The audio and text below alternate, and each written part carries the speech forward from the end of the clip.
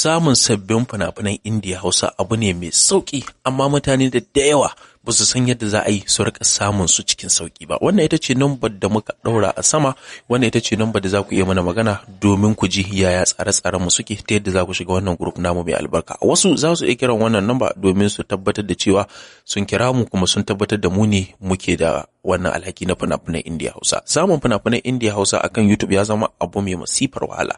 Dalili ko shine abu ne wanda zan iya cewa kamfanin YouTube sun hana mu daurawa, sannan kuma kamfani shi kansa ya hana daurawa. Domin kuwa idan ba ku manta ba, a baya muna sakin fina-finai akan YouTube, amma sakamakon YouTube baya so, don haka shi yasa ya ce ne kamfani ya ga cewa to ya kamata a bude group na musamman, wanda zan iya cewa wannan group an shafa sama da shekara 5 muna aiki akan wannan abun. Don haka ga wayanda suke da sha'awa ko kuma suke da ra'ayi akan shiga group namu na India, to tabbas za ku iya mun magana ta wannan number, da wannan number kaɗai nake amfani. Za ku iya muna magana domin ku ji yanayin yadda tsare-tsaren mu suke, ta yadda ku kanku za ku iya kiran wasu ma abokanayenku su shiga wannan group namu mai albarka. Kuma group namu ya kunshi abu gida biyu, akwai group na WhatsApp, akwai kuma group na Telegram.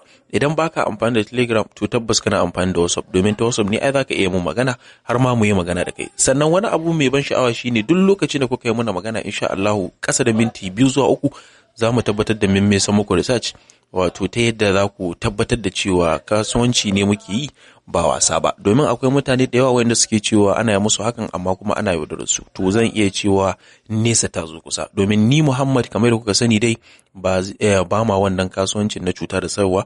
Muna da registered company kamar da kuka sani, dukkan wanda suke bibiya ta sun sani kuma sun tabbatar da yadda nake safara fina-finai, yadda nake ba mutane fina-finai ba tare da wani rikici ba da sauransu. Sannan waɗanda ma suke son bude Telegram, duk za ku iya min magana domin in tabbatar da cewa na nuna muku yadda za ku bi tsare-tsaren cikin ta abin nan da tsuwa ba tare da kawo wani wahala ba. Dukkan wanda ya ce maka ba za ka iya abu ba, to tabbas dai baka haɗu da wanda zai koya maka yadda kake iya ganewa ba. Ni Muhammad nake cewa mu haɗu da ku a wani mako.